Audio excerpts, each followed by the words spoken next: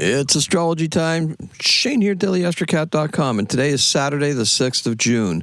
So let's talk about our day, okay? Our moon is going to be void of course all day in Aquarius, and it's going to enter Pisces at 8:43. Void of course moons, they're bad for beginnings, right? But what are they good for? Because we have that long void of course period for this moon in Aquarius. Well, they're great for making things easily forgettable. Okay?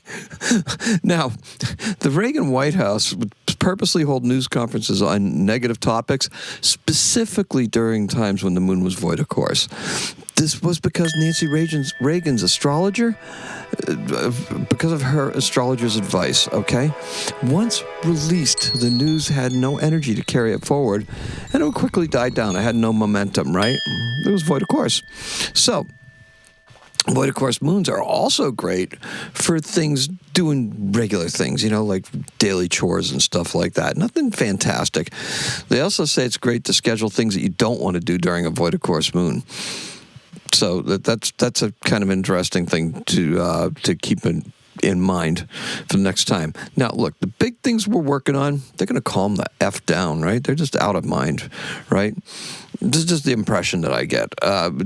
Look, this void of course moon is also kind of focused too, right? We got a couple of little minor aspects in there, but nothing that would make the moon not be void of course.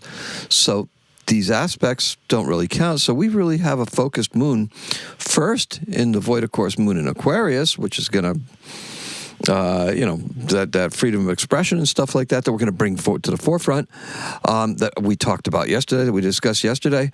But it also is going to, it's going to be great for self-expression. So, hey, this is what we're going to be doing. We're going to be doing the things that we've been putting off, okay? So we can do that, right? Sure, why not? Those with Aquarian influences, look, you're going to notice something. You've been kind of struggling lately.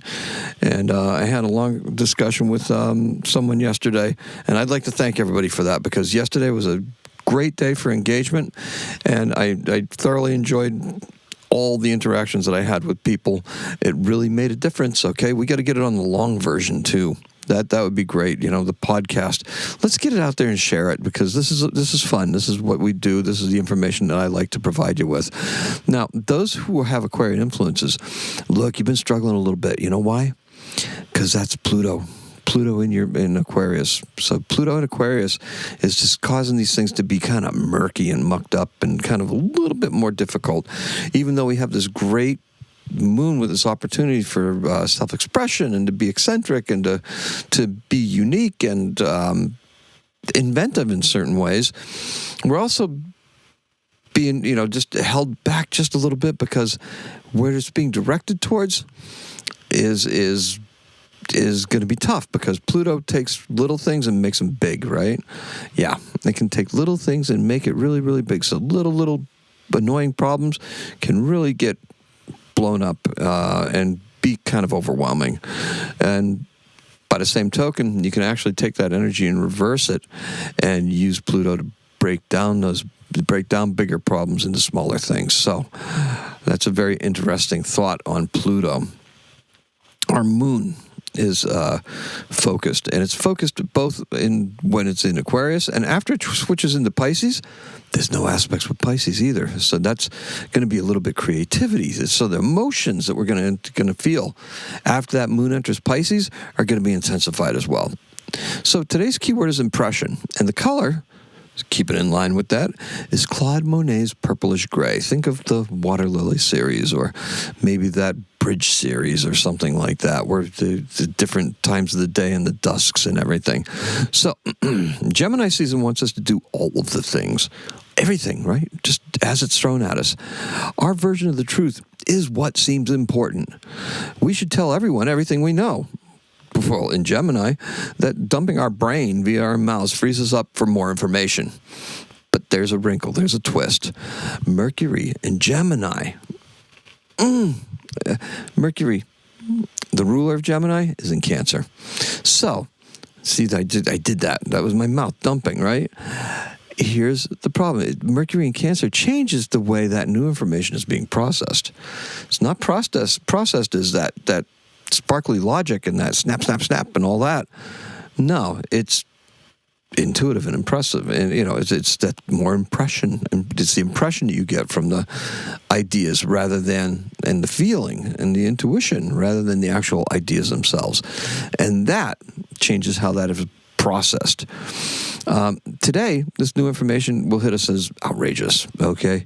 It's going to be just offend our sensibilities. Venus approaches Jupiter, and surely this must be important, right? We know that Venus is approaching Jupiter. We've been talking about this, but it's nowhere near the front of our minds today. Our hands are tied at the moment, and we'll get into that. Pluto's energy can feel pesky at times, right? It can. It can feel like, so far out there, and it's so small. Ceres, you'd think Ceres would have, Ceres is almost the same size as Pluto, just a little bit less. You think that we would be talking about Ceres more, the asteroid Ceres. But we're not. What we're talking about is we're talking about Pluto. So Pluto's energy getting a little pesky on that line. In Aquarius, it's less intense than it was a week ago, however, because Mars has moved on. So now with Mars moved on, can we truly shake free from our past and forge a new future without blowing up the current system? Well, as the more truths come to light, we may not have a choice. Now, pay attention to how things make you feel today. Not all information is necessarily good, positive, or uplifting. And here's where the void of course moon gets even weirder. There are no hard aspects. In the morning, we have the moon quincunx. That's that 155 degree where you can't really, they don't really communicate. They do not communicate, right? With both Venus and Jupiter. So the lead planets, lead planets, they're behind us, but they're behind us in a way where, how that mirror says that objects in the mirror may appear larger, but this is in the blind spot. They're nowhere near where you can see them. We know they're coming up, but what is it we're doing? This puts our leading influences on a temporary hold while we indulge in living life on our own terms.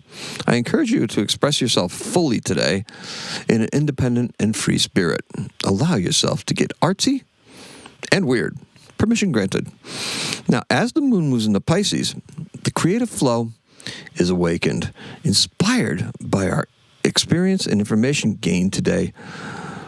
We can break out our various tools for artistic self-expression.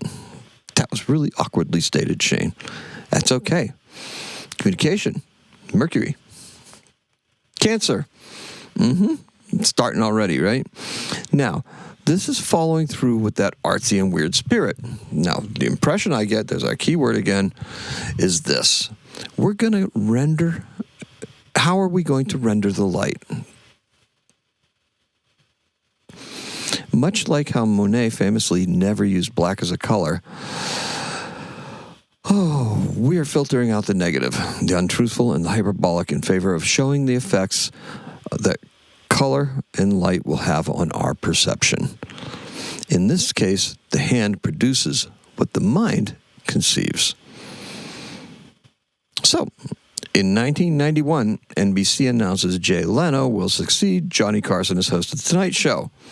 Kind of relevant, right? Because we've had all this late night turnover and turmoil and stuff like that. And that happened on May 25th, 1992. Now, that will happen on May 25th, 1992, but they announce it on this day. What day is this? June 6th of, I guess that would be the year before, right? The prior year, 1991. So, and our birth is Pete Hegseth. He's an American TV presenter. Fox and Friends, right? Weekend. 2017 to 2024. He wrote a book called The War on Warriors, and he's the U.S. Secretary of Defense. Okay? Not the Department of War. Defense, currently. Born in Minneapolis, Minnesota. And that is all I have for you. Thank you for joining me. I appreciate and love every single one of you.